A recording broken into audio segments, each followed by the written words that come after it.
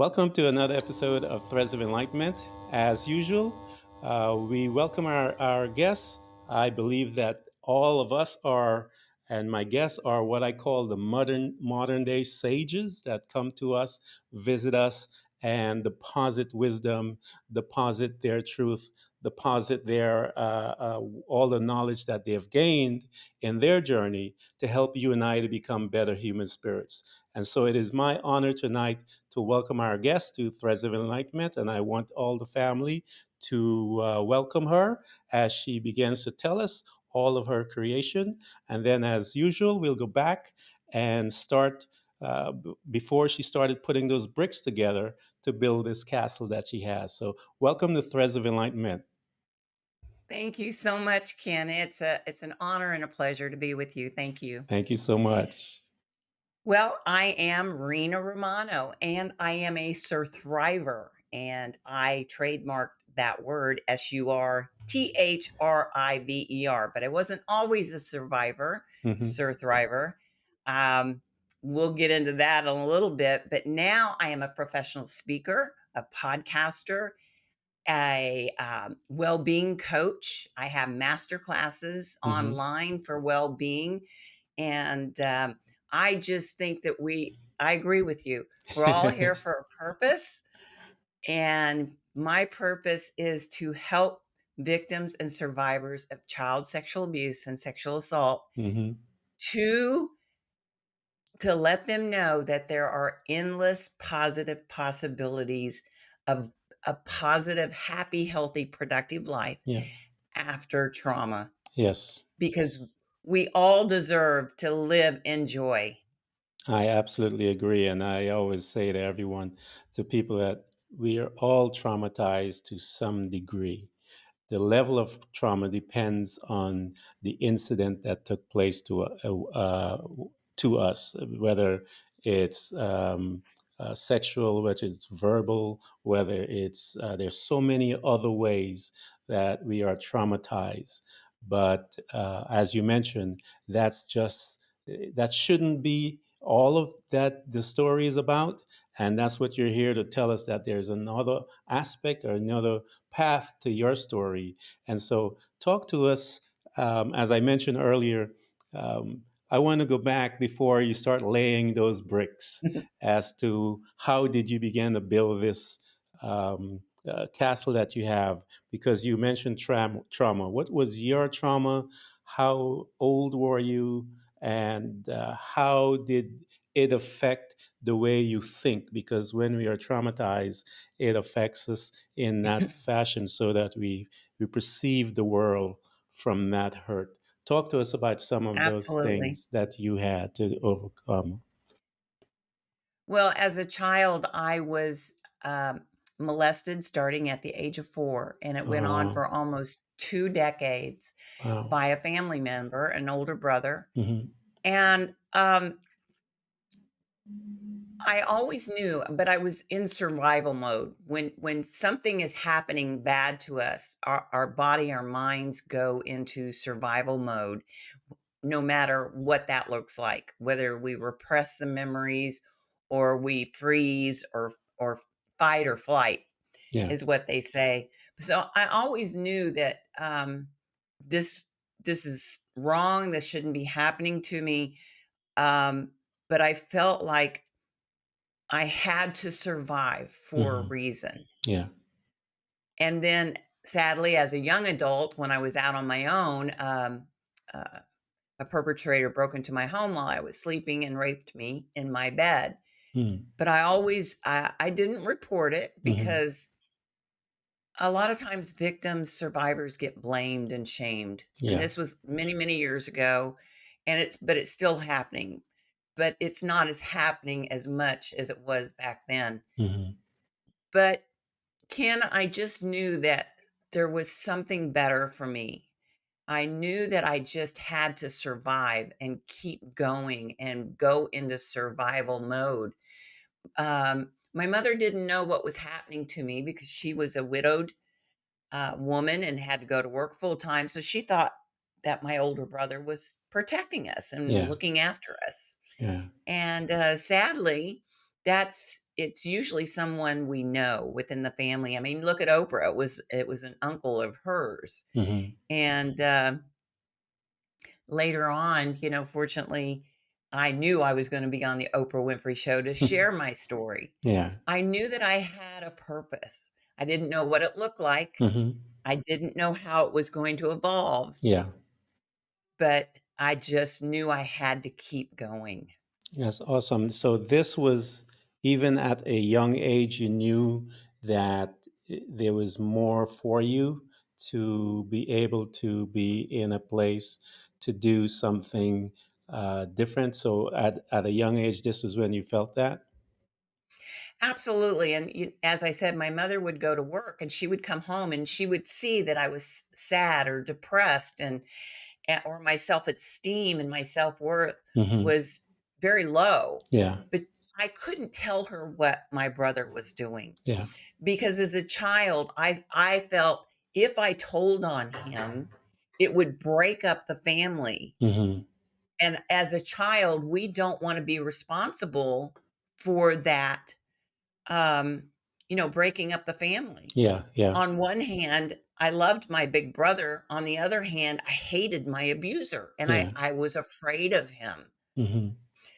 And so this was the only family dynamic I knew, Yeah. and if I told on him, he would get in trouble, it would break up the family, and that's a lot of responsibility for a child Yeah. Yeah.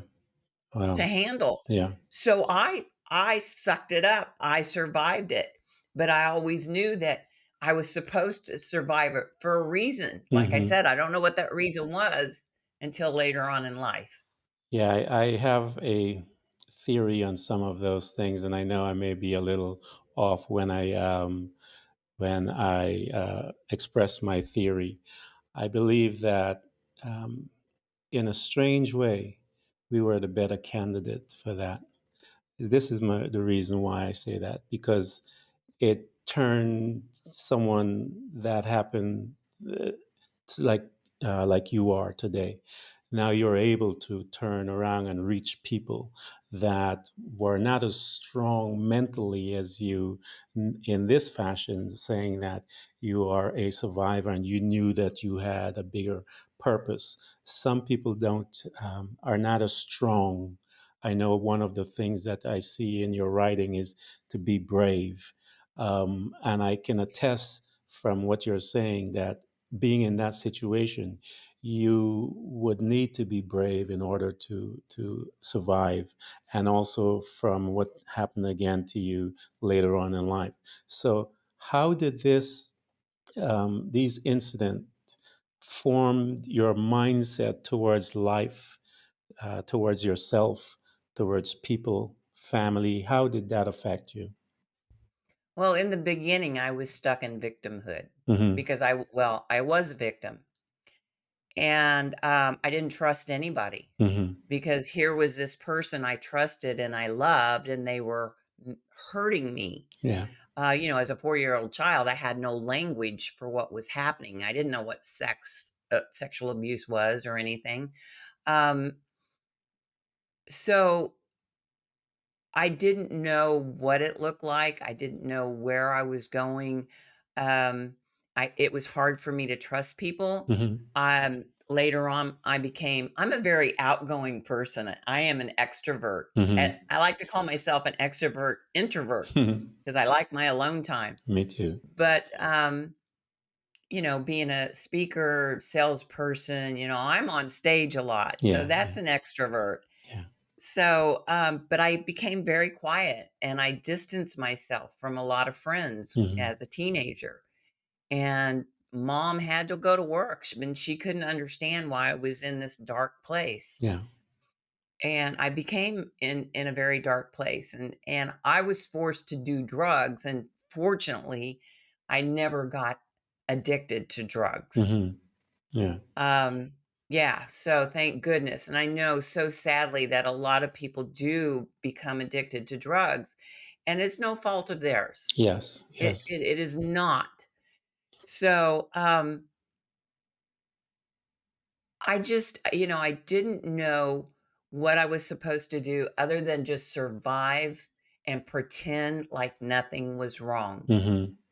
And when I finally came out of the closet as a survivor of incest and sexual assault, there were so many, high school friends and people I've known along the way, they were just in shock. Yeah. They're like, "Because you had this mask on, I guess." Mhm. This is what I wanna tell people, Ken. It's harder to wear that mask than it is to go ahead and just deal with the truth. Yeah, it It is. takes more work Yeah. to wear that mask and coming out and getting help no matter what we've gone through. Mhm. Getting help is gonna bring up a lot of emotions, it's gonna bring up a lot of hurtful memories, but the work is so worth it. Yeah, And yeah. wearing that mask and pretending that we're living in a happy, healthy life and we're not Mhm. takes more energy than doing the work. It'll kill you too, because It it'll will kill you. Shame you is know. lethal. Yeah, it is will turn on your body, it'll turn on your mind as it does.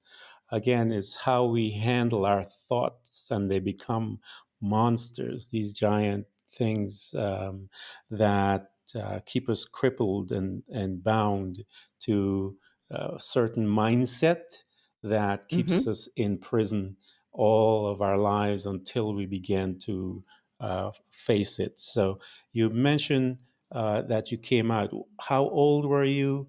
And that you came out, as you said, and that you started uh, gaining and seeking the help to move you from one space to another, because I know some of those things that you have to deal with is loving yourself, forgiveness, all those emotions that you had inside of you.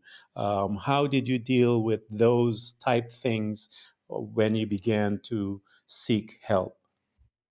Well, I have to tell you, my TV hero and mentor is Oprah Winfrey, Hmm. and I watched her show every day. She was on the air for 25 years, and she started having people on her show that had been sexually abused or raped as children, and then she shared her story Hmm.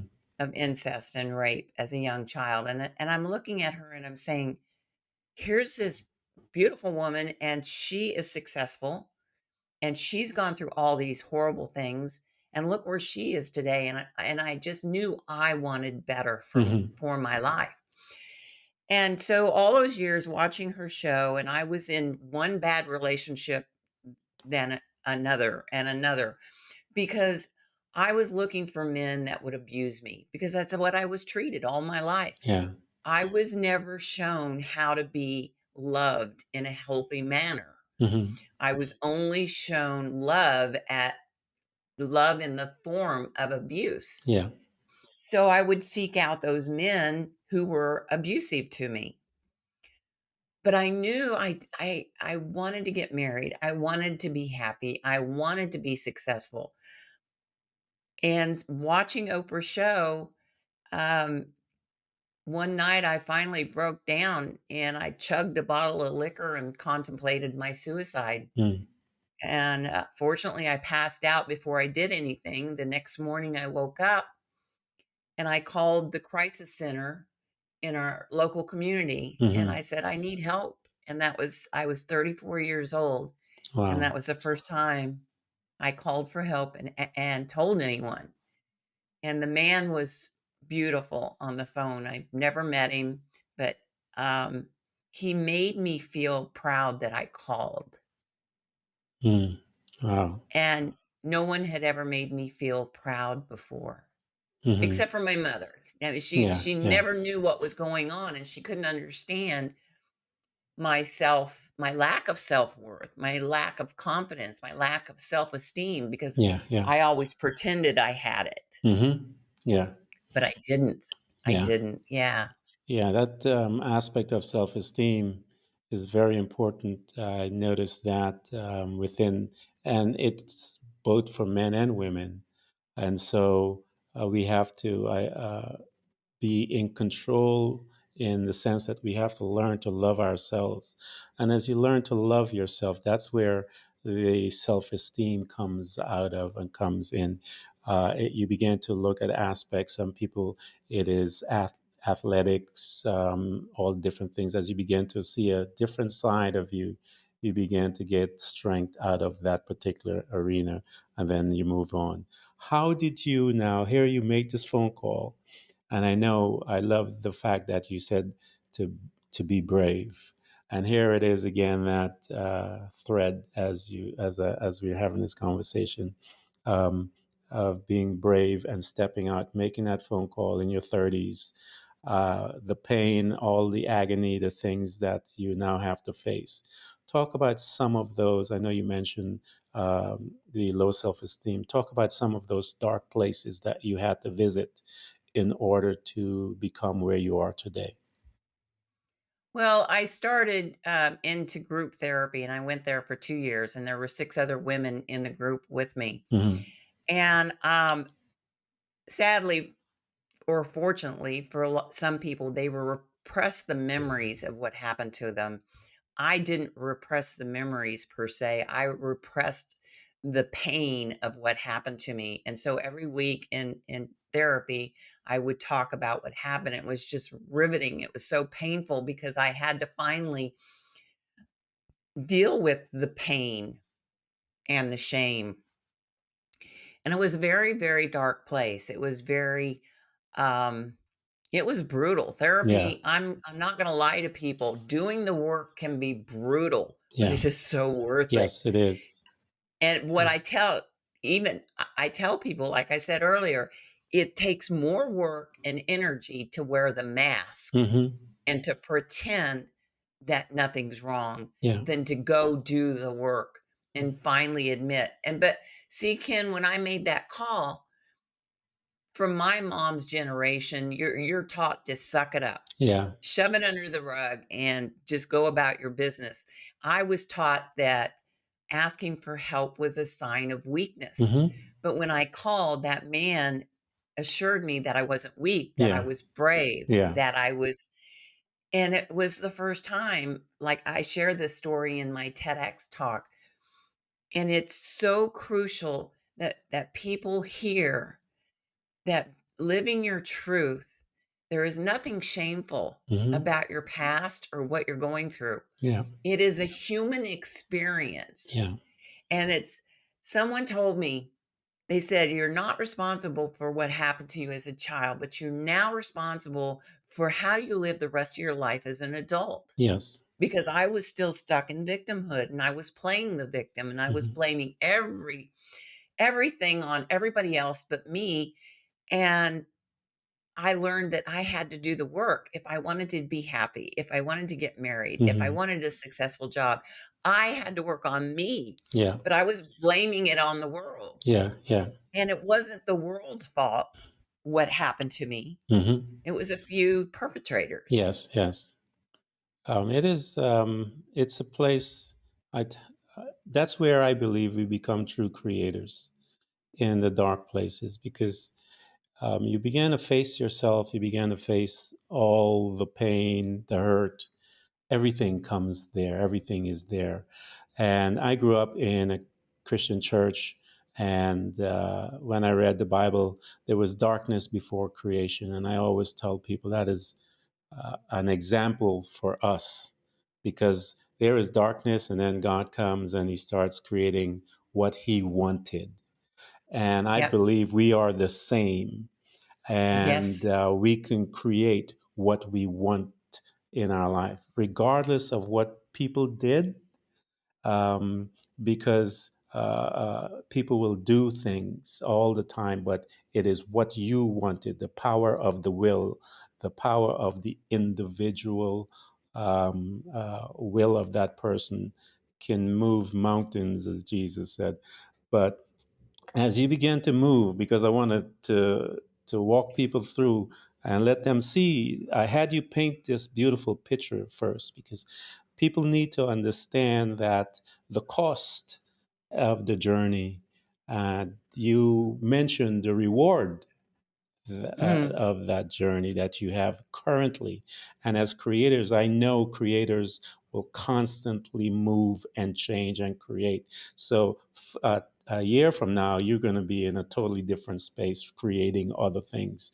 But I wanted people to know that there is a cost that we pay from our enlightenment from the pain of what people did to us, and but it is rewarding. I want you to talk to us now that you began to talk and you're with these women. You are now seeking the help. You're gaining insight about yourself. How did you move from there to now to begin to become a spokesperson for it, in a sense where you are now looking at people and becoming a champion for their cause? Well, during therapy for 2 years, I'd go into the weekly meetings. I didn't miss a meeting. I was determined to Hmm. fix what my perpetrators broke. They Yeah, broke my soul. yeah. And the first time it happened, I felt my soul dying. And going to the meetings, I felt a disconnect. I felt a disconnect from the bottom of my body to the top of my body. There was this big void in the middle of me Hmm. because my soul had been damaged by what happened.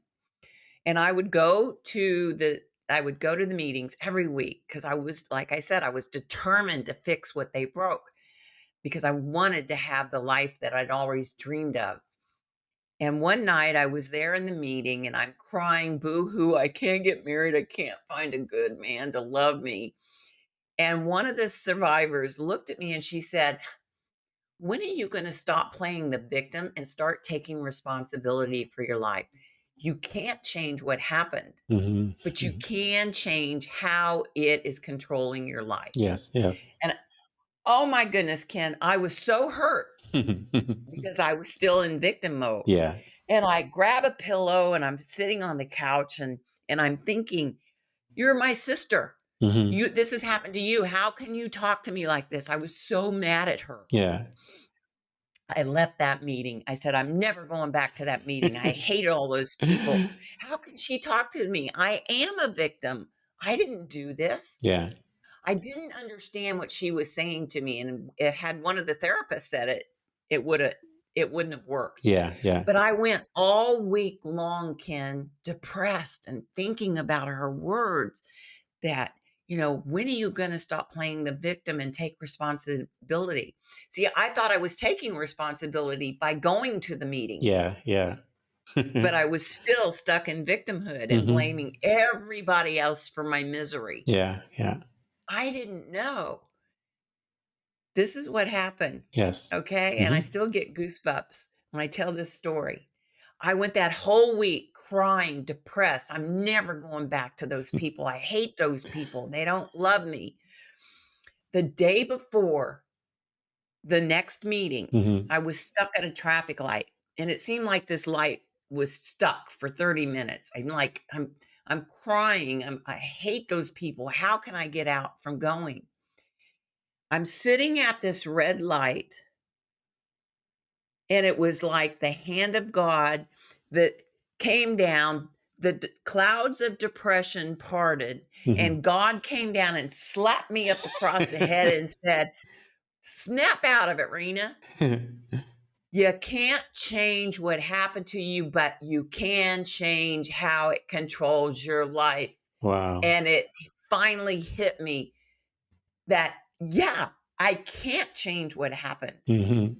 but I am now the creator Yeah. of what I want my life to be from this moment on. Hmm. And I started beeping the horn and hitting the wheel, and I started laughing and crying, and the people in the car next to me were looking at me like, "Ooh, this woman's crazy."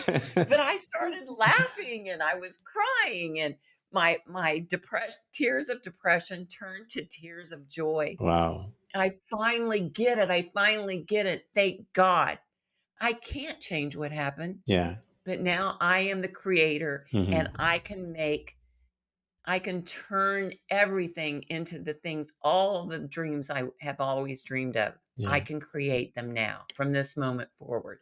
The next day I went back to the meeting Hmm. I walk in and she looks at me and I have to tell you, this woman was legally blind. Mhm. Wow. And she says, "Oh my god, what happened to you?" And I Wow. was just beaming. Mhm. And I said, "I was so mad at you, I wasn't gonna come back." Mhm. And she says, "You're beaming. I can see your whole aura. You're Wow. whole." And I have to tell you, Ken, that moment in the car, I felt my whole soul, my mind, body, and soul. I became whole that Wow. day. Wow. What a And I wonderful still gift. I it was connected. The Yeah. inside of me was finally connected. It was the best gift I had ever been given. Wow, that's a beautiful story, a beautiful gift that started with a conversation from her that challenged you and caused you to feel uneasy. And I think those are some of the best times because it'll stretch you, it'll either break you or stretch you. And so, you Absolutely. know, I love this stuff that you're talking about. So now here that you have this revelation. Now, what were the tools that you began to institute from that place right there to begin to move and to create? Well, talking about it and Mm-hmm. accepting the truth of what happened and knowing that I am now in charge. I am now the creator of the rest of my life. Mm-hmm. And I called my mother and told her what happened. Mm-hmm. And my friends in group were afraid for me. Excuse me. And I said, no, she'll help me. And my mother and the rest of my siblings, they did rally around me. Mm-hmm. And they helped me, and unfortunately, many of the women in the group, their families kicked them out of the house, Wow. Yeah. some of them, it was their fathers or uncles or brothers, and they blamed the women Yeah. for the sexual abuse, Yeah. but I knew my mother wouldn't because she volunteered at a domestic violence home, Yeah. and, so I went through therapy, and I thought I was done. Mm-hmm. I'm Yeah. healed, I've been shrunk. I like to say my shrink shrunk me. And, so I thought I was done.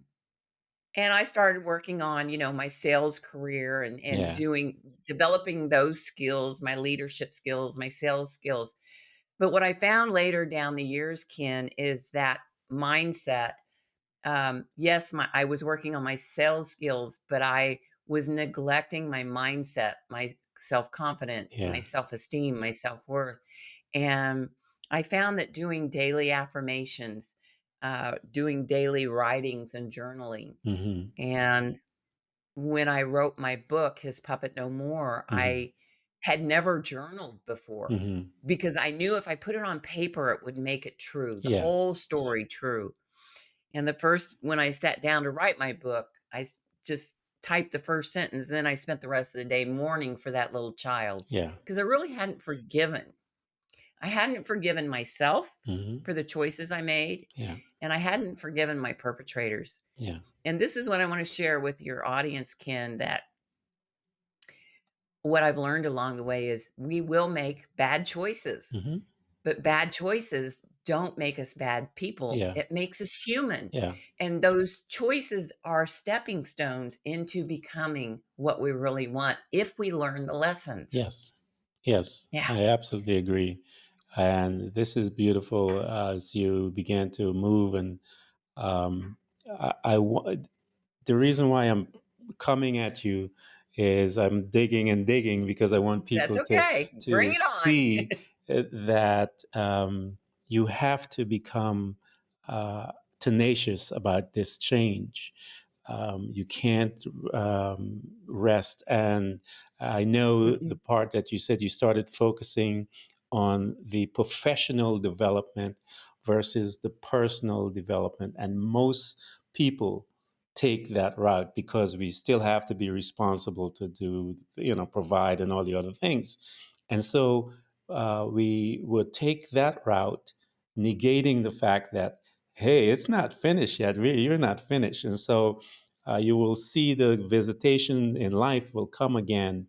And one of the things that you mentioned about the journals, and the journals are actually, it's a way to capture the feeling and the intention of that feeling at that time, that you can go back. So that's a powerful tool as well, to incorporate in your journey. And so, as you began to do and use these different tools, how did you come about to say, okay, let me write a book? Well, it was during the crash between 2006 and 2008, Hmm. and I lost my job as millions of other people around the world did, and I couldn't find a job. And so my husband, he says, "I think now it's time to write your book. You've been talking about it for 20 years." Hmm. Hmm. I was 34, when I first got help. Yeah, So this was in the mid 20s, and he said, "So that's your job now. Write yeah, your book yeah. if you can't find a job." Because fortunately, he was able to keep his job. Hmm. And he said, "You might have, you never know, you might have a revelation." Hmm. And he was wrong. I had many revelations writing the book. Yeah, And one of those was learning how to forgive myself. yeah, The other was learning how to forgive my perpetrators. yep, And the other was learning that personal development never stops. never. Hmm. But I needed a break from it. Yeah, So yeah. I was working on the professional. I didn't Hmm. consciously understand that I needed a break from because I worked on me intensely for 2 years Yeah, every yeah. week. Hmm. That's a lot of mental work. Yes. I needed a break, Hmm. but like I said, I thought I was one and done, but I wasn't. But I did need a break, so I worked on the professional development. Yeah, But, I realized there was a lot more personal work that needed to be done, and going through the book and writing the book was very therapeutic, hmm, and, if anyone listening that is a victim survivor, if you wanna write a book, you don't have to publish it unless you want to, yeah, but writing really is, therapeutic, and it was very, very helpful. And so writing the book, I had a huge many, many revelations. And unfortunately, I didn't get the book done when I went on the Oprah Winfrey Show, yeah, yeah, but I was able to finish it because after I was on the Oprah Show, a friend of mine saw the show and she said, "You're still angry yeah, about what happened to you." And I thought, "No, I'm not." But then I looked at it and I'm like, "Yeah, I am still angry. yeah, I'm still ashamed hmm, of what happened to me." yeah, And so working through the book, and also I saw Brené Brown speaking with Oprah Winfrey on TV one day, and Brené Brown said, "Shame is lethal. yep, Shame is deadly." yeah, And I jumped up and I was screaming and crying. I said, "I'm tired of being ashamed hmm, of crimes I did not commit." yeah, And I had this revelation, and I jumped up, and it was like there was another shift. There was another epiphany. hmm, And so I knew it was another stepping stone to my creation. yeah. And Shame is I a, shared that. yeah, shame I shared is that in strong. my TEDx talk. Yeah, Yeah. I actually saw it. I was looking at it. I went back and grabbed it and was looking at it. Um, Give me a thumbs up. I will. What I wanted to go from here now, you begin the work, and forgiveness of self is powerful, powerful medicine. Um, I commission everyone to try it. It is absolutely liberating. And as you begin to forgive, forgiveness is a powerful tool that is not done from a place of weakness, it is done from a place of strength. So when you forgive someone, you are actually standing in that boldness that who of who you are. And so I try to tell people, don't look at it as it's a weak place. It's a strong, strong place. And so here you are, you're in the midst of the book. You didn't get a chance to finish, but you're still moving through your path of enlightenment. How did you get the connection to go on the Oprah show?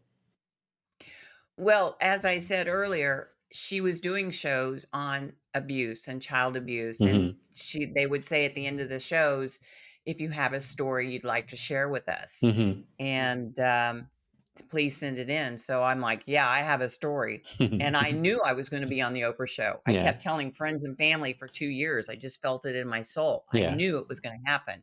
And they're like, "Woohoo, you're kinda crazy, Rena." Yeah. Yeah. But I proved them. Excuse me, I proved them. Anyway, so I sent in the email, and, Harpo Industries called and said, "We'd like for you to be on the show." See, I think, And they said, "This is the week we're gonna shoot it." And I'm yeah. like, "Well, I'm gonna be on a cruise ship. It's my in-laws' 60th wedding anniversary, right?" And they're like, "Can you cancel it?" I said, "No, I can't cancel. It's their trip." Yeah. They said, "Well, send the itinerary." I sent the itinerary. We get on the ship on Saturday. On Sunday, I get an email from Harpo Studios. "We want you on the show." So the next port we stopped on Tuesday, I had to get permission from the captain of the ship to leave. I had to show him the Yeah, the email. email. I Yeah. had to show him the email from Harpo Studios to get permission to leave the ship. Yeah. And they had a first class ticket for me waiting to go to fly from Canada to Hmm. Chicago. Yeah. And yeah, amazing. So I did the show, and I'm so proud that I did I, because I just knew that I had something to share. yeah, I think, this walk with me for a minute, because this is my belief that the the pull that you had within you, and that desire, that oneness, that focus. I tell people, this is when we walk in as creator. You wanted that. That is something that you wanted within your core. And I believe because you wanted that, and it was a necessary need to a part of your creation, that Harpo Studio had to do a segment on that issue because you were calling that thing to be. And I just think that this is how things are in my life, from all the conversations that I've dealt with people and people like yourself, in these little, things Mhm. that we, desire and call. I believe you set in motion, years before, because you wanted and you were telling people, I'm going to be on that show. And as you were calling those things that you needed in your world to be, to as a creator, they manifest, because God did the very same thing. He wanted light and he called light. He said, I gotta have some light.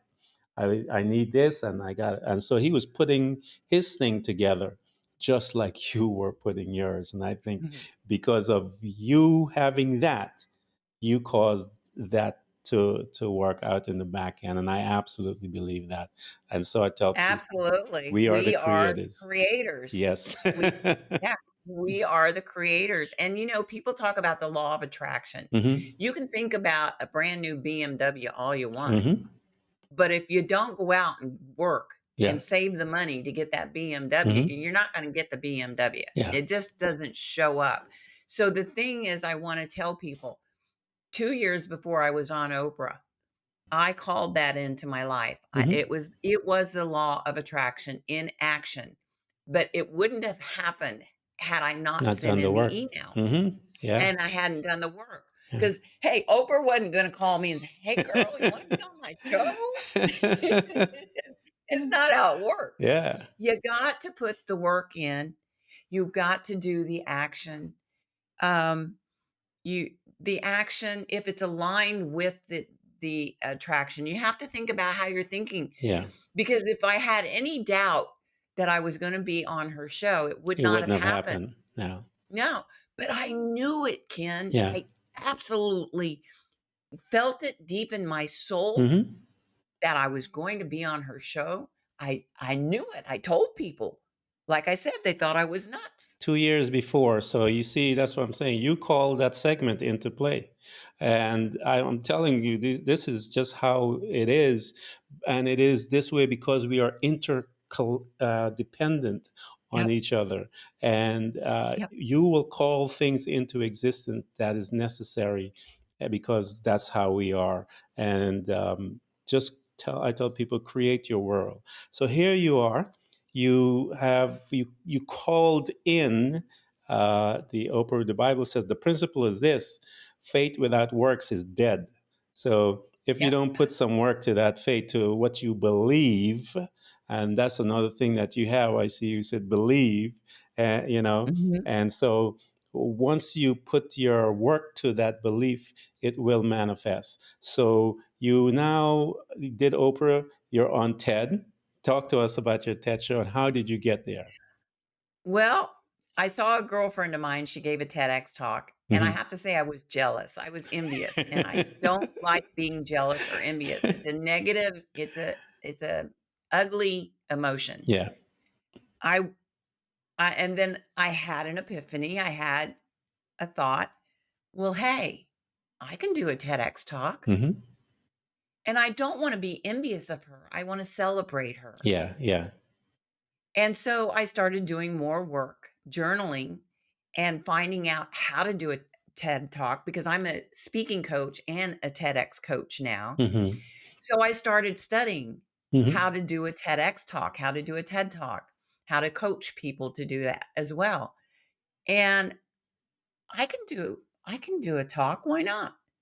So when I started doing that work and changing that mindset, Yeah. Ken, I I let envy and jealousy go, Yeah. and I started celebrating her, Hmm. and I started the work on doing a TEDx talk. Yeah. So I knew I had a message to share, Hmm. and I sent in 10 applications to 10 different venues, TEDx venues, and I didn't get accepted because my talk didn't fit their theme or they already had picked enough speakers. Hmm. I didn't take it personal because there's TEDx events all over the All world. over. Yeah. All over. And so I just knew I'm gonna find a place to speak. So, application 11 and 12, I sent in a matter of weeks Yeah. in between each other. And I got a call in application 11. They said, "We'd love for you to do your talk. Um, we've selected you to be one of our 14 speakers." 3 days later, I think it was, I got a call from a TEDx event in Canada Mm. and said, "We'd love for you to give this talk." And I'm like, "I just accepted, um, another event, another Hmm. venue." So it's the same talk. I didn't have 2 talks at that time. Yeah. And I said, "Thank you very much." So I got accepted Nice. twice in Congrats. 1 week when I had been rejected 10 Yeah. times before. Hmm. So a no doesn't mean a no No. unless you give up. Yes. And I hadn't given up Yeah. because I was tenacious. I believed I was gonna give this talk. Hmm. And 3 months before I gave the talk, Ken, I would journal every day. "I'm so happy and grateful now that my TEDx talk is helping survivors all over the world." And after I gave the talk, I'm hearing from survivors, men and women, Yeah. survivors of sexual abuse, thanking me for my talk. Wow. I'm also hearing from loved ones saying, "Thank you for your talk," because now I understand what happened to my wife or husband Yeah. because he was abused as a child. So it is having it, I created it. Yes, the power of creation and power of, and people call it all kinds of different things. Christianity calls it faith. You call it all of those different things. And I believe this, that when we are in that space, because we are speaking and we're speaking to the energy that is out there, and you're calling those things that you desire.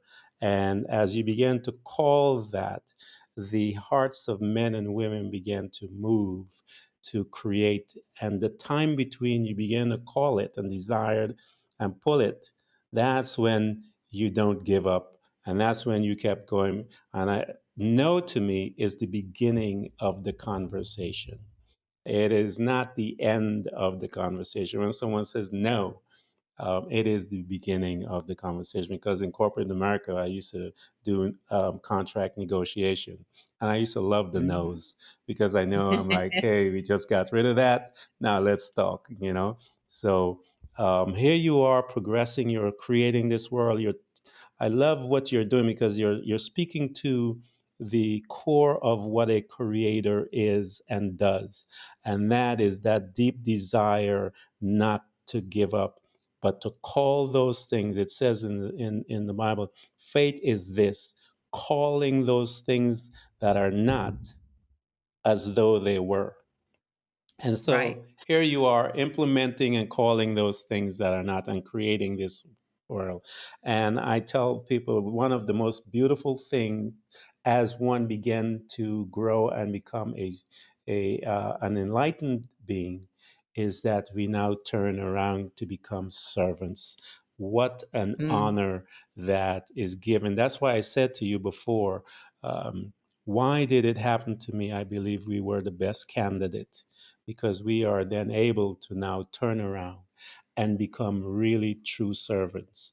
I had you begin about telling us all the things that you have done and accomplished. I had you walk through and tell us how you got there. And I want you to talk to the people about the services that you have so that those that have been hurt, those that have been traumatized, um, yours just happened to be sexual. There's other types, but the same results can happen. Encourage some of those folks that are listening to us today about how to begin to reach to you because I'm going to point them to you because it is my hope that they grab hold of you and you will be able to lift them up and bring them so that they can now serve as you are serving. Talk to someone that uh, would be in your position and encourage them. absolutely. For the longest time, Ken, I was like, "Why me? Yeah. Why did this happen to me?" And now I tell everybody, once I traded my expectation of my life to an appreciation Hmm. of my life, for Yeah. my life. So now I appreciate, when we're going through the trauma, when we're going through the pain, it's hard to see the light at the end of the proverbial tunnel. Yeah. But I am so happy and grateful that I've gone for everything that I have gone through because Hmm. it's made me into the woman I am Yeah. today. Yeah.